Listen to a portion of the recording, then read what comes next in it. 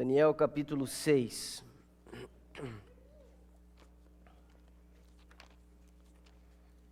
Tendo encontrado, vou pedir para você inclinar a sua cabeça uma vez mais. E nós vamos orar a Deus. Pai eterno,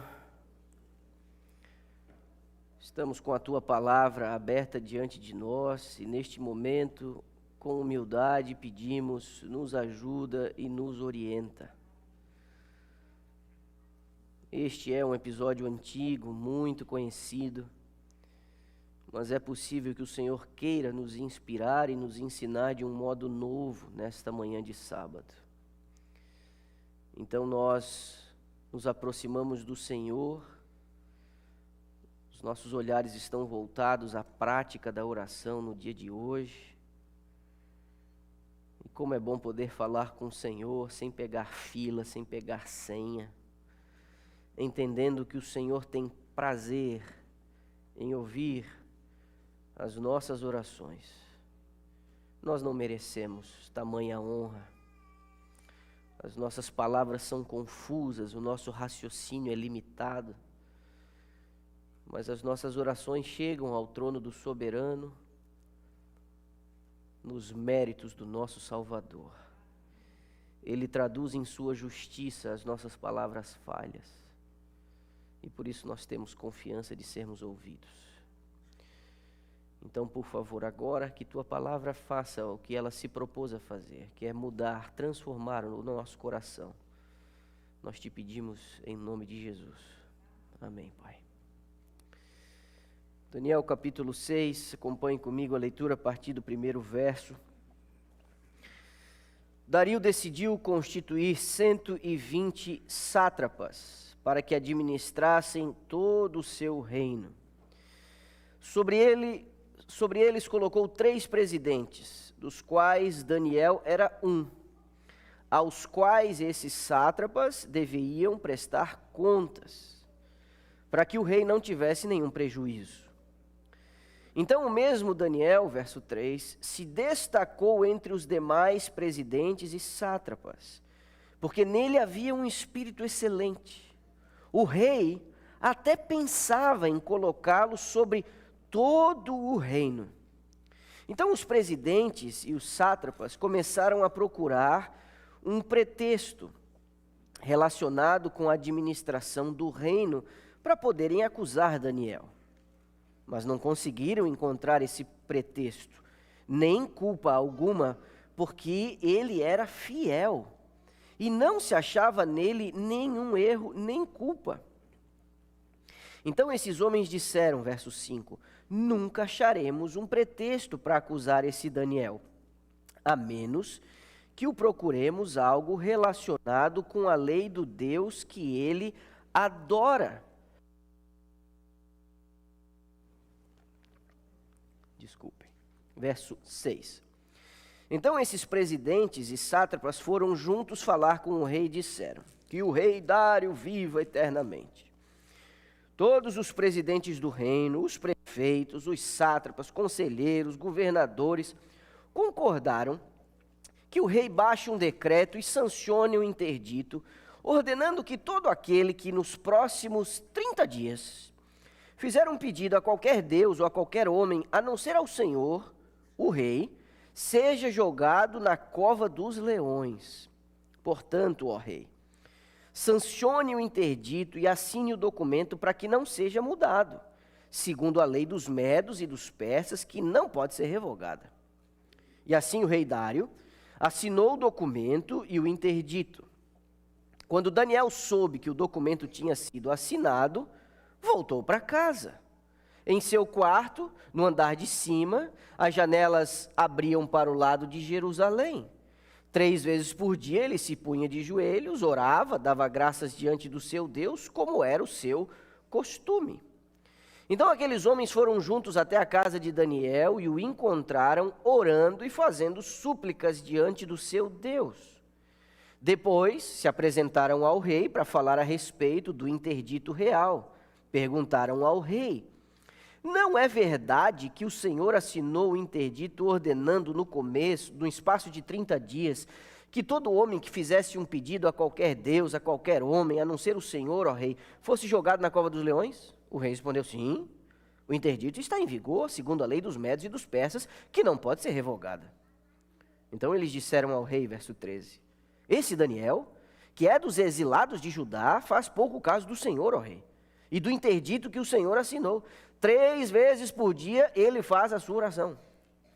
Ao ouvir isso, o rei ficou muito triste e decidiu livrar Daniel. Até o pôr do sol, se empenhou por salvá-lo. Então aqueles homens foram juntos até o rei e lhe disseram, lembre-se, rei, que é uma lei dos medos e dos persas que nenhum interdito ou decreto que o rei sancionou pode ser mudado. Então o rei ordenou que trouxessem Daniel e o jogassem na cova dos leões. O rei disse a Daniel, o seu Deus, a quem você serve continuamente, que ele o livre. Foi trazida uma pedra, ela foi colocada sobre a boca da cova, o rei selou a pedra com seu próprio anel, com o anel dos homens importantes do reino, para que nada se mudasse a respeito de Daniel. Nós vamos interromper a leitura aqui. Me permita recuar um pouquinho. O ano era 539, um período tumultuado na vida de Daniel. Ele havia sido trazido à força para esse território por um rei chamado Nabucodonosor. Mas agora, com mais de 80 anos, haviam se passado várias décadas, ele testemunhou a queda de Babilônia durante o ataque noturno dos persas, e ele viu a ascensão de Dário, o Medo, a esse trono, a qual se refere o capítulo 6. Dário depositou uma confiança extraordinária em Daniel. Introduziu este hebreu em seu governo com a intenção de torná-lo primeiro-ministro. Isso você consegue perceber nas palavras finais do verso 3 do capítulo que acabamos de ler.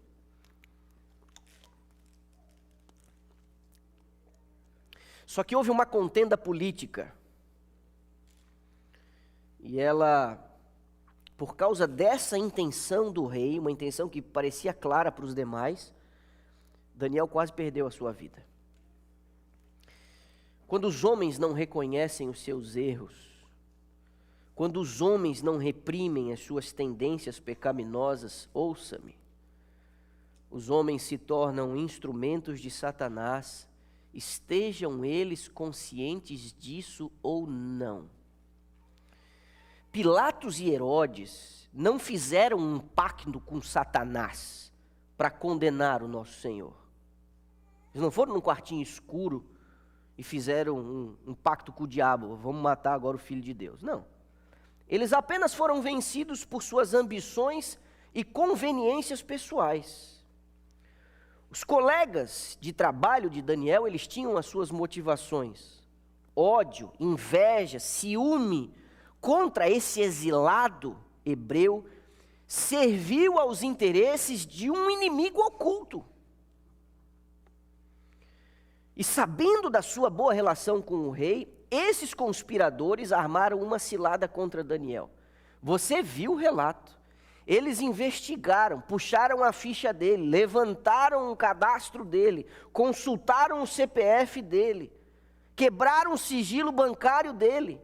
E depois de olhar, procurar, não encontraram nada que pudesse servir de pretexto para puxar o tapete dele.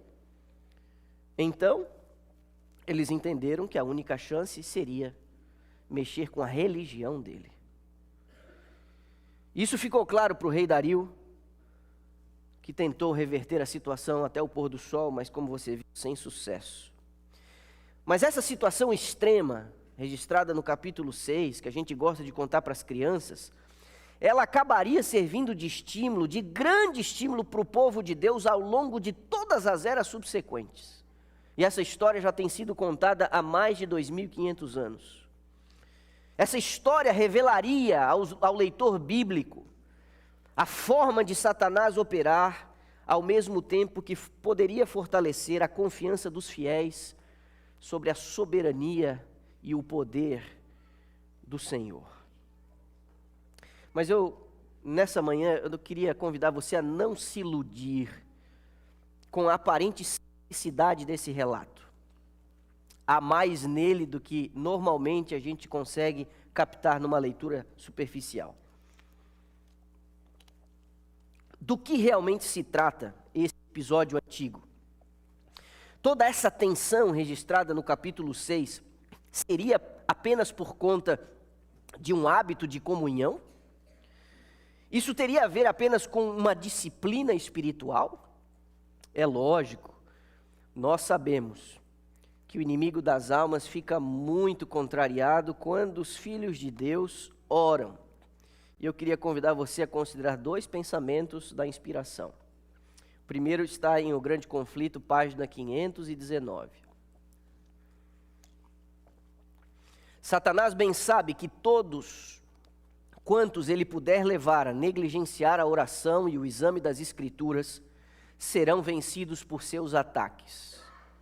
Portanto, Satanás inventa todo o artifício possível para ocupar a mente. Esse texto é um texto forte. Você, já disse isso várias vezes aqui, vou repetir, se você não tem o hábito da oração e se você não tem o hábito da leitura das Escrituras, é uma questão de tempo para você apostatar da fé. Tic-tac, tic-tac, é uma questão de tempo. A base da vida cristã, da caminhada cristã, não é complexa. São só 2 coisas. Se você para de conversar com Deus sobre as tuas coisas e os teus sentimentos, e se você para de entender como a mente de Deus funciona a partir do exame das Escrituras, mais cedo ou mais tarde você vai abandonar o caminho da fé.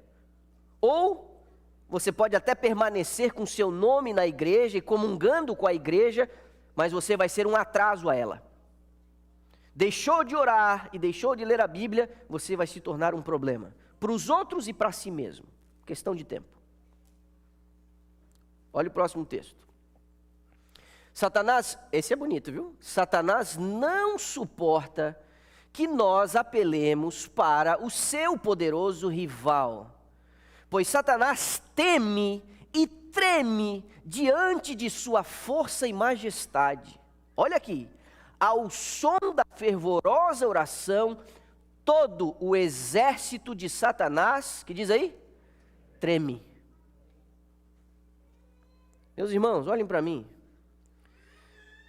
Essa oraçãozinha michuruca que a gente costuma fazer antes de comer e antes de dormir, essa oração ela tem um valor, mas ela não resolve. Qual é o valor de você orar antes de comer? Porque sua atenção se volta para aquele que mantém a sua vida. Tá certo. Orar ao final do dia agradecendo a proteção, o cuidado, você ter chegado na sua cama quente, limpa, em segurança, depois de um dia de lutas, esse reconhecimento também é importante. Por quê? Porque a ingratidão é uma coisa muito feia. Fazer uma oração quando você está para levantar da cama, ajoelha na cama ou ainda deitado, antes de abrir os olhos, antes de você tocar a sua vida e você dizer obrigado, Senhor, por mais um dia de vida, também é interessante. Por quê? Porque isso demonstra gratidão. Você reconhece que Deus Ele mantém a sua vida. Ele é o mantenedor de todas as coisas. É fantástico. Mas essa oração não te resolve. Então eu vou dizer aqui, com todas as letras, você precisa ter momentos para falar com Deus sobre as tuas coisas. Falar com Deus sobre os teus sentimentos. Falar com Deus sobre as tuas ansiedades. Falar com Deus sobre os teus projetos. Mas nós estamos tendo o nosso tempo drenado, estamos sendo distraídos com um monte de porcaria. E nós não falamos mais com Deus, aberta e honestamente. Satanás sabe disso. Então, na manhã deste sábado, eu estou fazendo um apelo a vocês. Voltem para casa conscientes de que vocês precisam colocar Deus na agenda de vocês, para vocês falarem com Ele.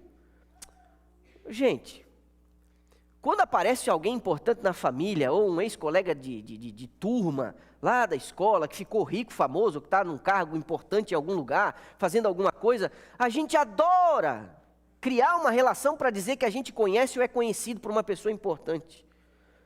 Quando a gente tem que visitar um lugar, o gabinete de alguém, a sala da presidência de alguém, ou qualquer coisa, a gente se apruma todo, a gente fica até... Nós temos o privilégio de, sem pegar fila ou senha, entrar na sala da audiência do Todo-Poderoso, dirigindo o nosso carro para o trabalho, andando pelo caminho, lavando a louça, fazendo as tarefas mais simples do dia a dia. Nós temos, à distância de um único pensamento, autorização para entrar na presença dEle, para falar com Ele sobre as nossas coisas. Por que cargas d'água a gente fala tão pouco com Deus? Que poder da carne é esse que fica distraindo a gente o tempo inteiro, a ponto de a gente não gastar tempo para falar com Deus? Ele mantém as coisas no vasto universo, segundo a sua ordem e poder, e Ele para ouvir os nossos resmungos. Ele para ouvir as nossas pequenas coisas. Ele não quer apenas organizar os planetas no seu curso e na sua órbita. Deus quer organizar a sua vida. Deus quer colocar os teus sentimentos sob o domínio da tua razão. Quando nós falamos com Deus, acontece algo com a gente que a gente não consegue explicar. Por que cargas d'água a gente não fala com Deus? Volte para casa hoje, decidido a começar a falar com Deus. Sua vida vai sofrer uma mudança, ela vai.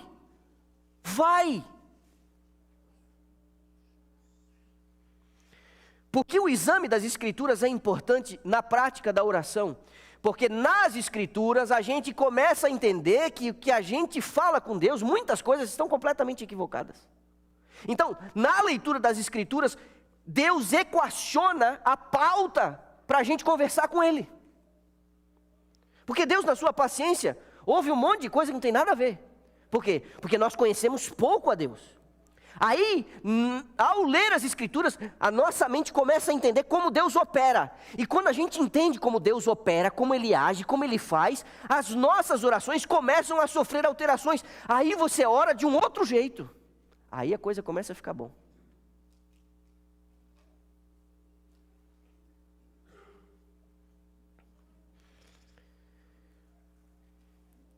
É lógico que Satanás odeia com Deus, mas a questão não está na rotina, porque por si só ela é vazia. Nós podemos orar de maneira automática e rotineira, e isso pode não trazer poder vital. O que realmente importa é o que acontece quando a gente fala com Deus aberta e honestamente. E isso influencia o tipo de coisa que a gente vai dividir com o soberano. Então nós vamos dar uma espiada no caso de Daniel. No meio desse tumulto político, dessa manobra por cargos e posições, o experiente, sábio e idoso profeta se encheu de uma preocupação mais profunda do que a disputa pelo cargo de primeiro-ministro. O que iria acontecer com o povo de Deus? A Bíblia diz que quando Daniel soube do decreto, o que ele fez? Ele foi para casa. Quando Daniel soube do decreto, ele foi para casa. Abriu as janelas. O que mudou na rotina dele? Nada. Com base na profecia de Jeremias, Daniel acreditava que havia chegado a hora dos judeus voltarem para Jerusalém, porque haviam se passado os 70 anos de exílio, estava dando os 70 anos, e Daniel não via movimentação alguma dos exilados voltarem para sua terra, segundo a promessa. Ele talvez tenha esperado que o retorno marcasse o início de um novo estado na terra, porque os judeus de fato confundiam um pouco as profecias relacionadas a esse retorno. Profecias como a do capítulo 35 de Isaías e a do capítulo 66, que misturava o papel de Israel na terra e o papel dos salvos no futuro. Isaías não deixou claro muito essa distinção, então eles confundiam isso. Pode ser que inclusive Daniel tenha confundido um pouco isso.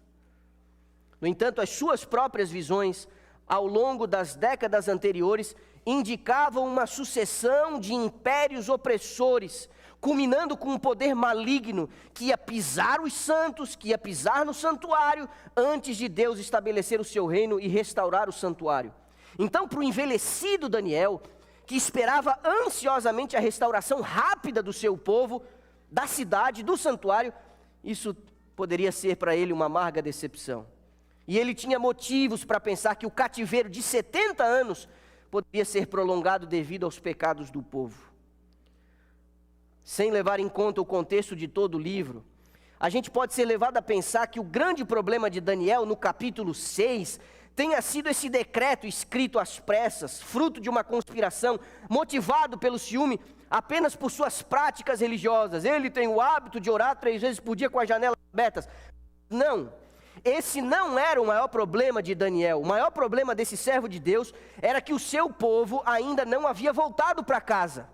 Daniel não volta para casa para orar como de costume, porque está tendo um problema no trabalho. Estou com um problema no escritório. Tem gente puxando o meu tapete. Tem gente querendo que as coisas elas se passem de forma ruim para mim. Não. O problema de Daniel é que eles ainda estavam em Babilônia.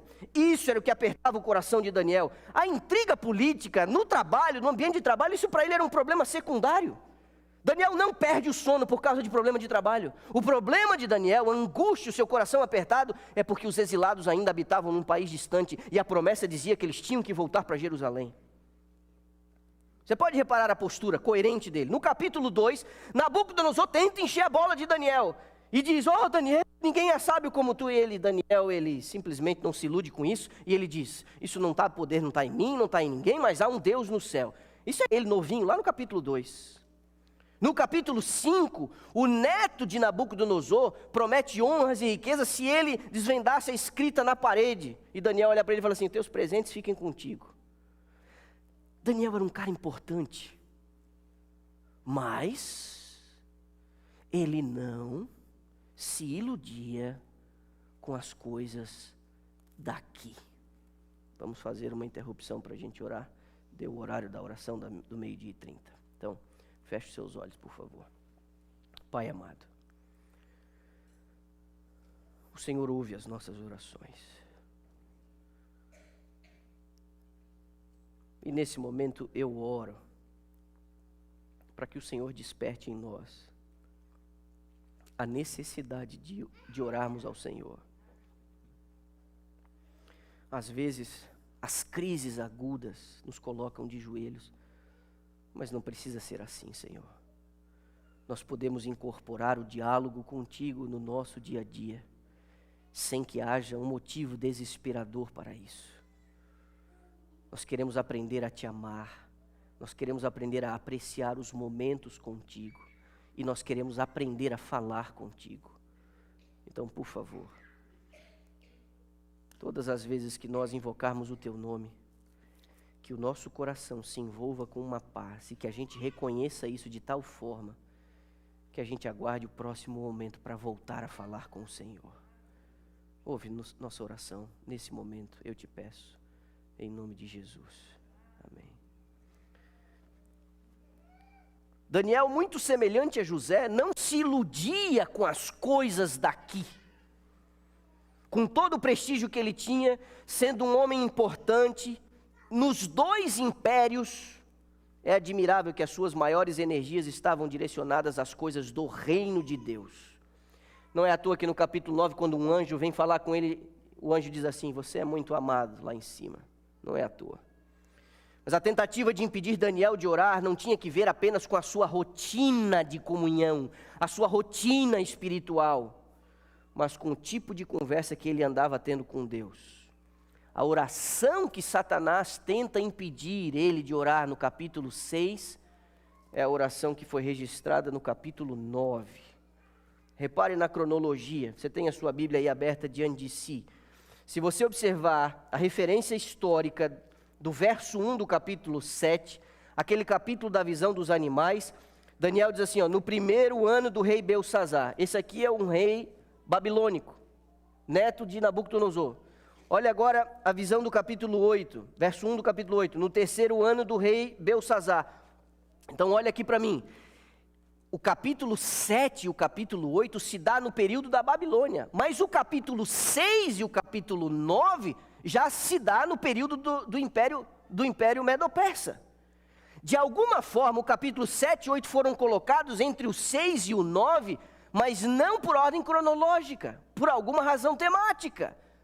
A questão é que a gente precisa entender a oração do capítulo 9 no contexto do capítulo 6.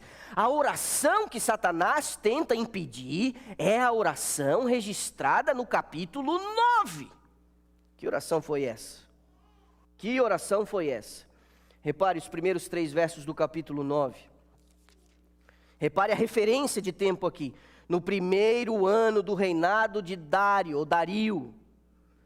Ele está falando daquele período quando Dario está lá organizando o governo. Ele tinha acabado de tomar a Babilônia. Ele está organizando 120 governadores, 3 que vão chefiar esses, dos 3, 1 que vai... E o capítulo 6 diz que o rei tinha a intenção de colocar Daniel como primeiro-ministro. Então, usando o ciúme dos colegas de trabalho que Satanás está tentando impedir, é que essa oração registrada no capítulo 9, ela fosse feita. Repare. Verso 2, no primeiro ano do seu reinado, eu, Daniel, entendi pelos livros que, de acordo com o que o Senhor havia falado ao profeta Jeremias, a desolação de Jerusalém iria durar 70 anos. Então voltei o rosto ao Senhor Deus para buscar em oração e súplicas, com jejum, vestido de pano de saco e sentado na cinza. Qual era o interesse de Satanás nisso? O inimigo sabe que não pode deter o braço do Todo-Poderoso.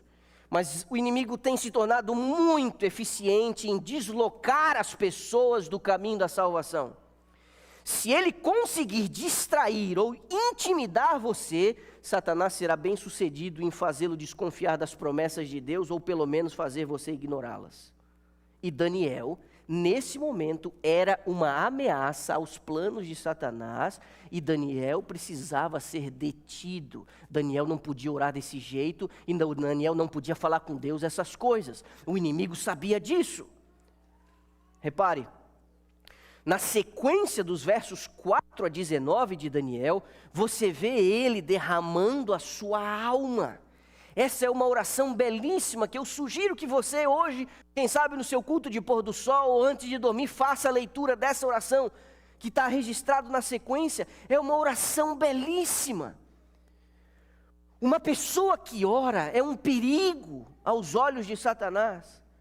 Então pinte a imagem na sua mente, imagina o idoso Daniel no segundo andar de sua casa, com as escrituras desgastadas nas mãos, os livros de Moisés, as crônicas de Israel, os escritos de Jeremias, curvado pela idade, vestido de saco.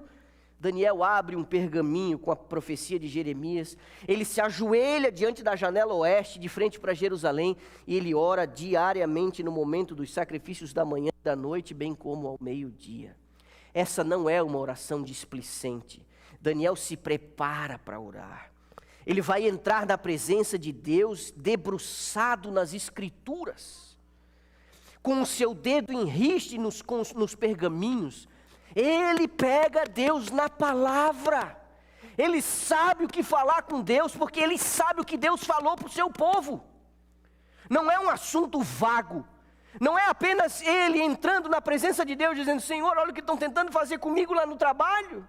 Olha a conspiração. Não, meus irmãos. Enquanto nós estivermos tão distraídos com as nossas coisinhas aqui, o projeto de Deus para nós vai ficar em segundo plano.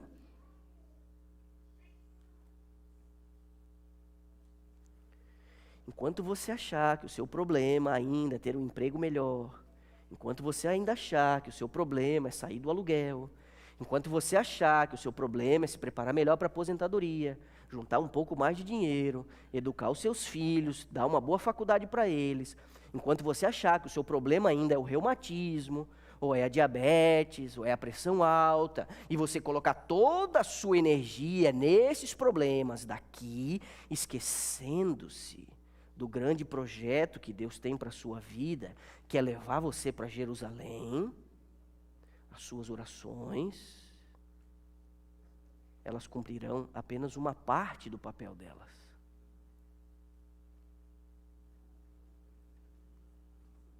Qual foi a última vez que você se angustiou? Porque Cristo ainda não voltou. Qual foi a última vez que você, debruçado na beira da sua cama, clamou ao Senhor para que Ele possa cumprir as promessas do Espírito sobre você e sobre a igreja? Enquanto nós ficarmos focados só nas nossas coisas, o projeto de Deus para a nossa vida vai ficar em segundo plano. E isso aqui Daniel nos ensina. Não há registro da oração dele reclamando dos conspiradores. Sabe por quê? Porque ele não está nem aí para os conspiradores. Ele ouviu do decreto e foi para casa e foi tocar a vida dele.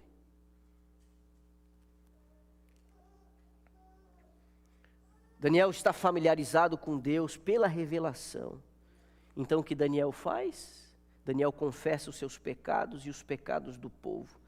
Daniel nessa oração se identifica com coisas que ele não fez e com pessoas com quem ele não concordava. Ele diz: nós pecamos. Ele reconhece a justiça de Deus. Ele reconhece a sua culpa, ele reconhece a desobediência, ele reconhece a rebeldia, a obstinação, e ele diz assim para Deus: a nós pertence o corar de vergonha. É triste o que a gente anda fazendo.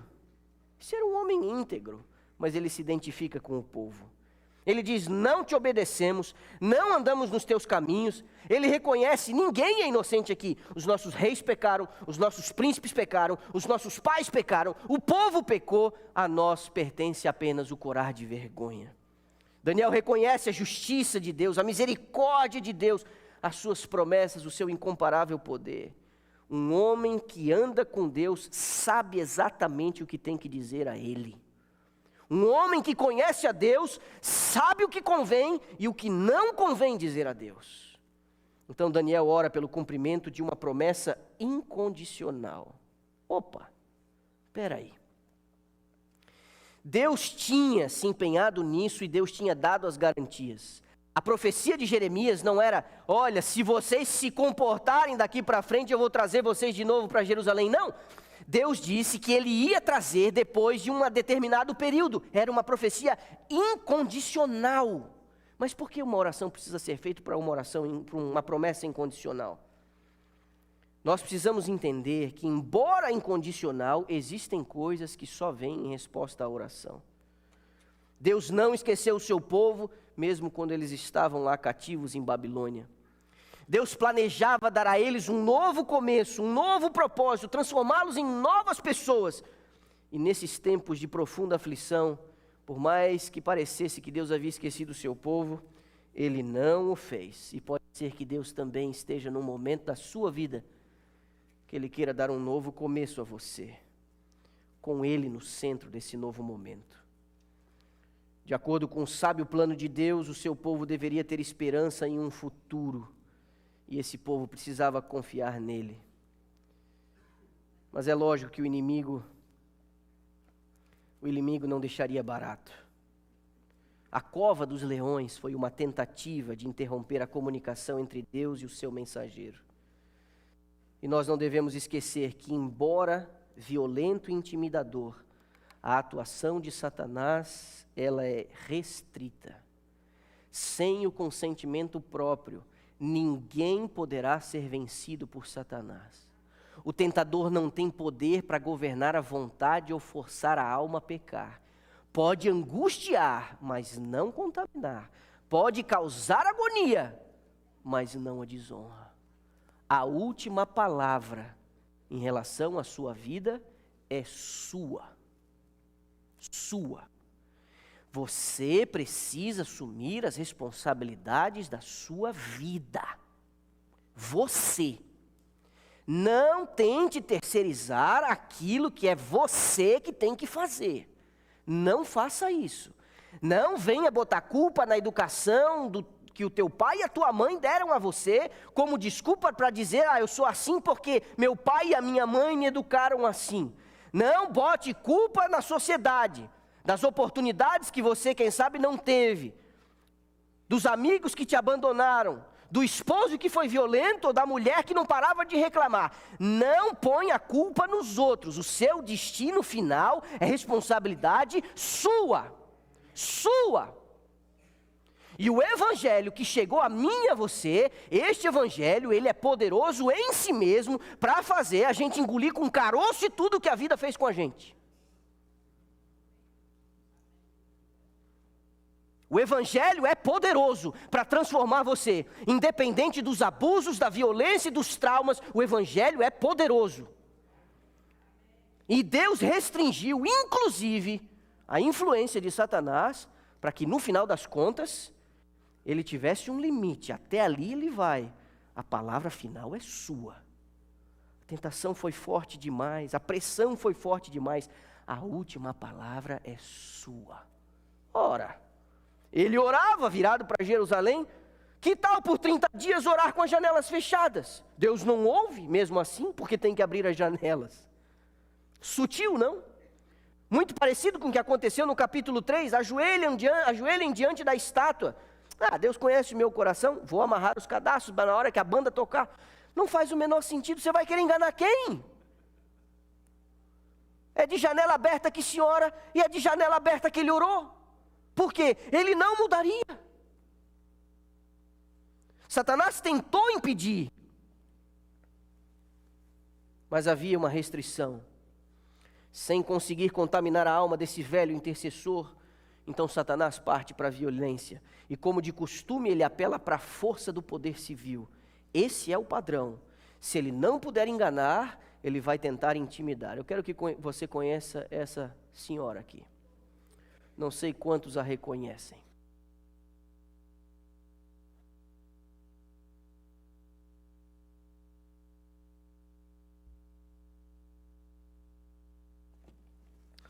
O nome dessa senhora é Isabel. Ela foi denunciada à polícia por alguém que a considerou suspeita por estar na calçada de uma clínica de aborto em Birmingham, no Reino Unido. Um espectador alertou os agentes que ela poderia estar orando.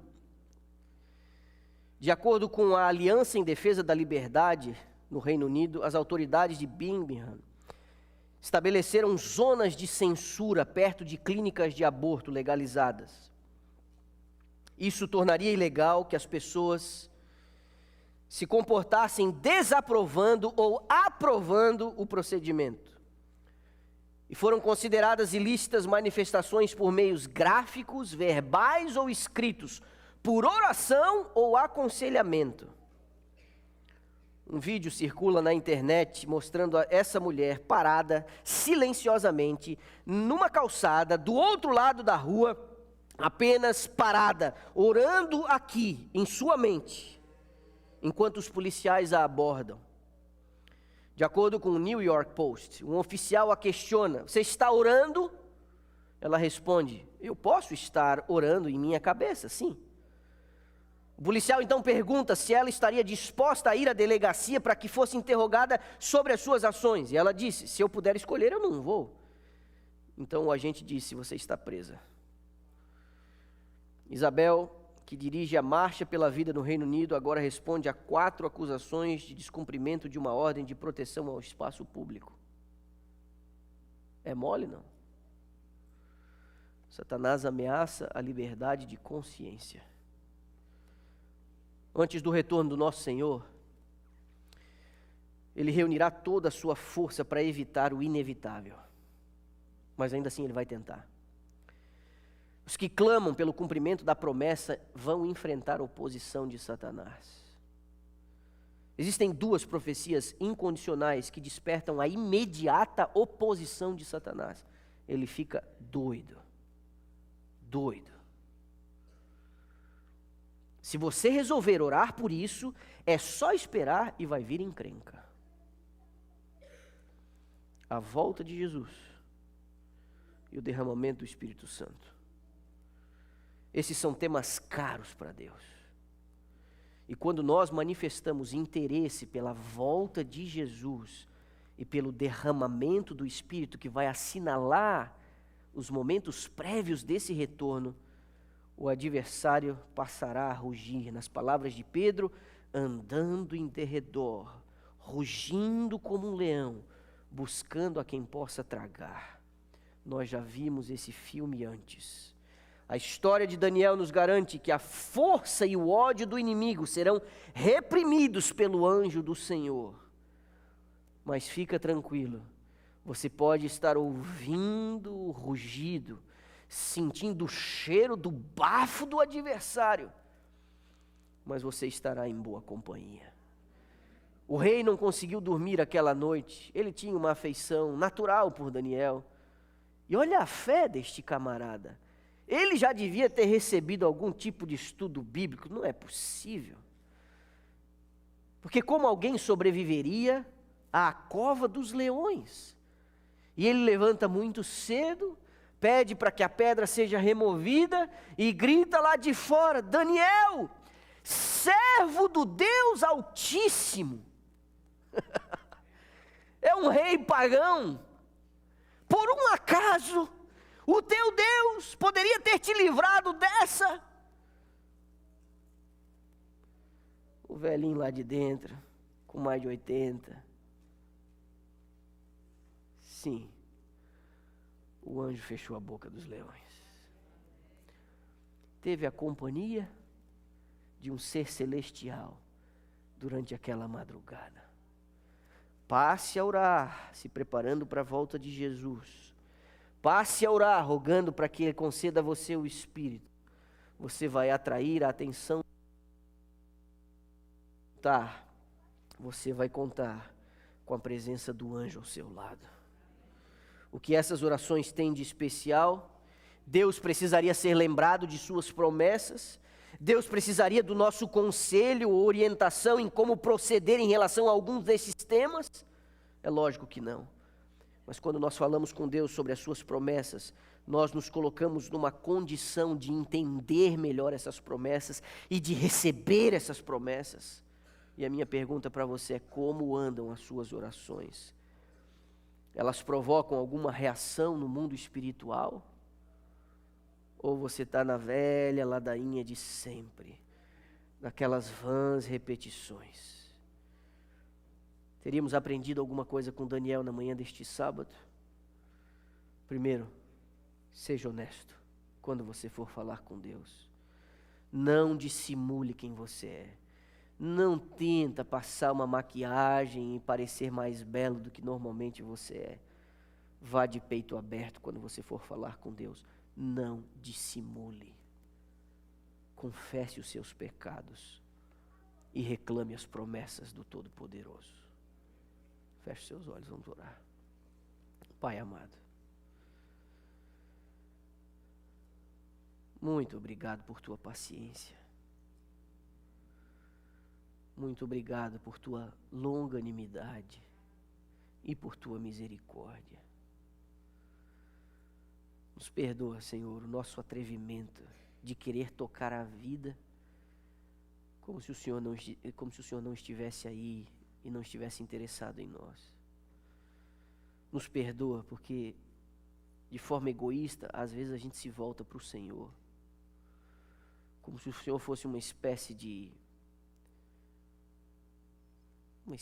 socorro ou de subterfúgio, apenas para momentos horrorosos, inesperados, quando o Senhor de fato é um amigo, que se interessa pelas nossas coisas, que se compadece dos nossos sentimentos, que conhece quem nós somos. O Senhor nos conhece de dentro para fora. O Senhor sabe por que a gente é da forma como a gente é. O Senhor sabe por que a gente faz as coisas do jeito que a gente faz. O Senhor tinha tanta vontade de nos transformar. O Senhor tinha tanta vontade de ser glorificado a partir da imagem mais pura, íntegra, que nós deveríamos refletir do Senhor. Ó Pai, que o Senhor nos despeça com a paz do Senhor Jesus neste sábado. E que a gente volte para casa consciente de que nós precisamos orar mais, aberta e honestamente. Por favor, ouve nossa prece e nos chama, nos incomoda, nos atrai para Ti. Nós oramos em nome de Jesus. Amém.